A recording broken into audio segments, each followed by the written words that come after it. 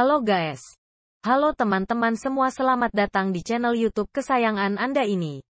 Kali ini kami akan menyampaikan berita-berita terbaru baik berita politik maupun berita selebriti. Semoga berita yang kami sampaikan bermanfaat.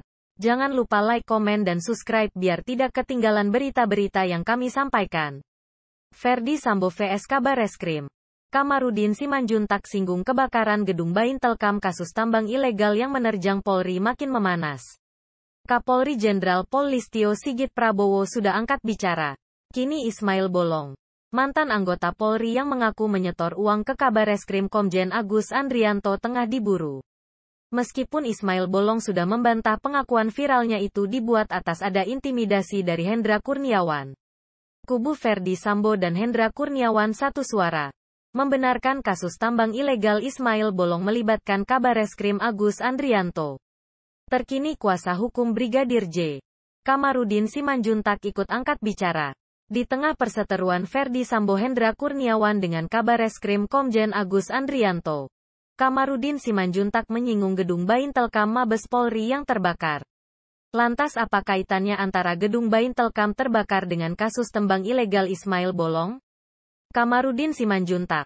Ada sesuatu yang terjadi di balik gedung Baintelkam terbakar. Kamarudin Simanjuntak menanggapi perseteruan antara Ferdy Sambo dengan Kabareskrim Komjen Agus Andrianto.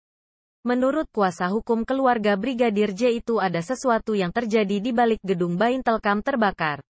Dalam gedung terbakar tersebut juga terdapat kantor Paminal, yang sebelumnya dijabat Brigjen Hendra Kurniawan.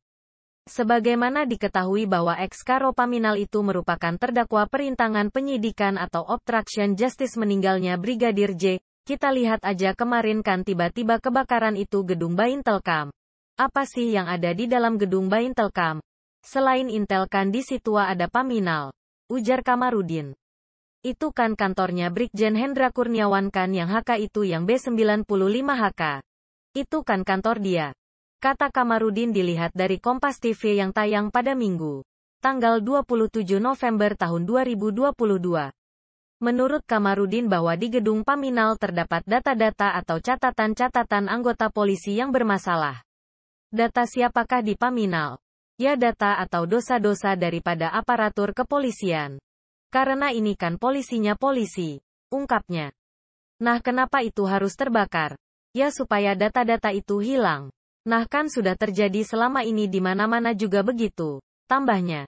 Kamarudin Simanjuntak harap perseteruan antara kelompok Bareskrim dengan Propam segera berakhir. Menurut Kamarudin bahwa umumnya terjadi kebakaran gedung jika melibatkan pejabat atau orang besar.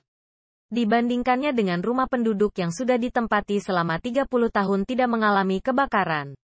Kalau terjadi perseteruan yang melibatkan orang-orang besar itu biasanya pasti terbakar. Sedangkan rumah penduduk yang sudah kabelnya 20 hingga 30 tahun nggak terbakar tuh. Sedangkan gedung orang ini masih baru. Dijaga polisi 24 jam. Dijaga provos bisa tiba-tiba terbakar, ujarnya. Itu kebakaran gedung. Kalau ada perseteruan tapi kalau tidak ada perseteruan nggak terbakar gitu loh, sebut Kamarudin. Dia berharap bahwa perseteruan kedua belah pihak dapat segera selesai. Jadi mudah-mudahan perseteruan antara kelompok Bareskrim dengan Propam ini segera berakhir, harapnya. Jokowi diminta selamatkan Polri agar tak ada sandera menyandera perseteruan kedua belah pihak di institusi kepolisian tersebut, dikatakan Kamarudin, akibat Presiden Jokowi yang tidak segera membantu menyelamatkannya. Sehingga dampaknya sesama anggota polisi yang berpangkat bintang di pundaknya saling sandera. Itulah yang saya sebutkan dulu dengan analisa dan kecerdasan saya selalu bilang kepada Pak Jokowi. Pak Jokowi selaku Presiden Republik Indonesia, tolong dong selamatkan Polri ini. Supaya mereka tidak sandera menyandera. Karena Pak Jokowi tidak peduli. Cuman bilang 4 kali buka seterang-terangnya. Ya inilah mereka sandera menyandera toh. Di dalam gedung tersebut juga menurut Kamarudin terdapat berkas mantan anggota polisi. Ismail Bolong, pengusaha tambang batubara di Kalimantan Timur. Ismail Bolong ini mengaku bahwa dia dipaksa atau ditekan oleh Paminal atau Propam untuk membaca-baca hasil berita cara pemeriksaan itu. Dibaca dan divideokan. Mereka merasa bahwa Bareskrim menjerat mereka. Maka tiba-tiba dari kelompok sana ada perlawanan. Padahal sebetulnya kan yang bermasalahkan Ferdy Sambo bukan institusinya. Kebetulan saja Ferdy Sambo sebagai jenderal bintang 2 penjahatnya. Diduga penjahat. Kan yang melaporkan saya bukan Kabareskrim. Yang mengungkap juga kan saya. Kalau saya yang mengungkap saya yang BAP kan tidak sah. Maka saya mengungkap. Bareskrim yang BAP. Jadi Bareskrim tidak salah. Kalau mereka jadi dendam kepada Kabareskrim juga tidak tepat.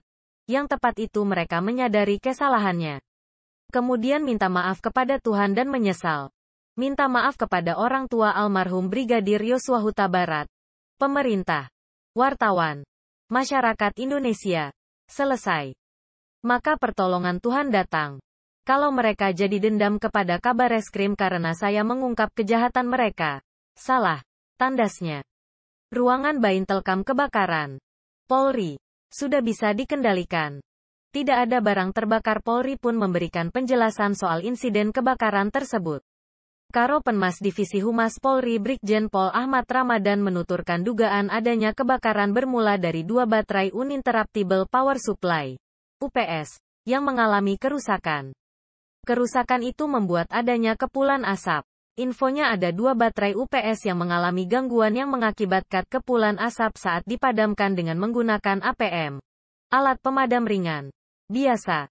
Kata Ramadan saat dikonfirmasi. Jumat, tanggal 25 November tahun 2022.